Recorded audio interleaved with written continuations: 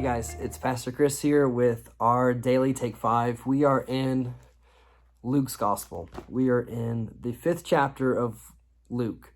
Now, before we start and we dig in, I just want to remind you that this reading plan for 2021 that we're in for Luke and Acts, we're going to read 7 days a week. So each day of the week, we have one chapter to read. So we don't have those built in off days over the weekend, but we're going to continue to read through this plan. And so don't forget to continue tomorrow and Sunday as we continue to read Luke's account in his gospel here, the gospel. Now we're going to read here in the 5th chapter in the beginning works of Jesus' ministry. We've read already about his birth, and we've read about the birth announcement in the beginning of his ministry, his temptation, and now we see him kind of in full ministry mode. And one of the things that we're going to see is how he will go and choose his disciples. A rabbi typically had disciples in this time. But now the difference between Jesus and the other rabbis, now a lot of the difference there, the disciples would choose which leader they wanted to follow. They may like a certain rabbi in the way that they taught, and so they would choose, the disciples would choose which teacher they would follow. Now we see a different picture here in what Jesus does. Jesus goes and he picks. He calls and commands his disciples and says, "Follow me." And we see them following Jesus. Now, one thing that is very evident and I think is really relevant to us right now is that there are a lot of angry people. We see here the poison of sin, the destruction of sin and in the lives. And not only that, but in the church, in church leaders, we see that poison of sin in this 5th chapter. That's something that just stuck out to me. These religious leaders were mad at Jesus. For what? For the good that he was doing for his disciples and how they didn't fast and they didn't pray like their disciples.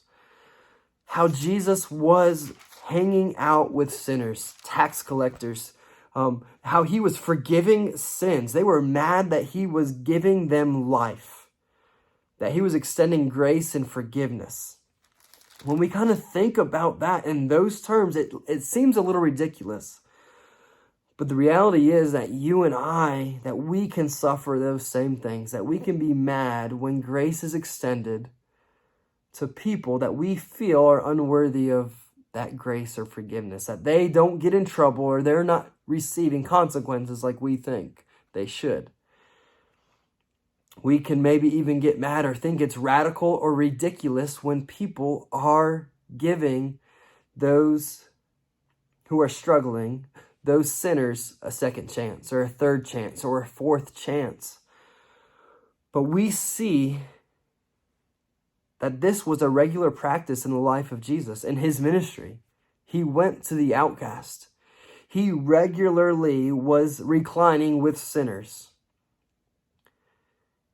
And he gives us the reason why. One, he's about his Father's business. We see that from the beginning, that he was there to do the will of his Father. And secondly, he was there to help the sinner, help those that were sick, those that were in need of a doctor, those that were in need of salvation and of grace and of love and forgiveness. They needed it the most. Reminds me of how Teen Challenge was first started. Teen Challenge, a recovery program for those who were struggling with addiction. It happened when a man in Pennsylvania saw on the front of Time magazine this picture of these group of men, of young men who were in a gang and committed murder.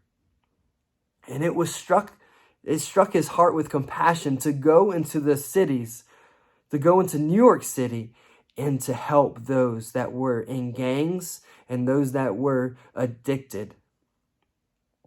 And there, in the midst of that, something beautiful happens. Teen Challenge, this ministry that is everywhere, was birthed out of a conviction, out of a compassion and a love for the outcast, for the sinner. It's the same way we see Jesus in this chapter, as he is loving those that are outcasts. We should be under some kind of judgment, and we should be under some kind of ridicule and criticism, because we should be around people that don't look like those that we worship with on Sunday mornings. That we should be around people and be inviting those that are in need of a Savior. Because the reality is, every single one of us are there. Whether we have been saved for 2 or 3 decades, whether we are at the last season of our life, whether we are a student, every single one of us must come to that realization that we all are in need of a Savior. We are all in need of salvation, of God's grace and his mercy. And we should be about God's business. We should be about sharing this hope and this love and his great salvation to those that don't look like us, for those that do look like us, for those that look like they have it all together, for those that look like they don't have it all together. Because the reality is, we all are broken. We are all poisoned with sin. And we all need a Savior. So let's share that great hope. Let's go into the fields that are white for harvest. They are white and they are ready for harvest. And let us be about the Father's business, about the will of God. Let's share this hope. I thank you for joining in, and I challenge you today, go share the hope of Christ with somebody. Go share that in your actions and in your love and in your deeds and in the quietness of your prayers or the smile to a stranger. Let's share this hope that we have. Let's be about God's business. Let's fight this hate and this craziness and this chaos out there with love and with grace and with forgiveness. Let's do something that reflects God's kingdom here on earth. Love you. God bless.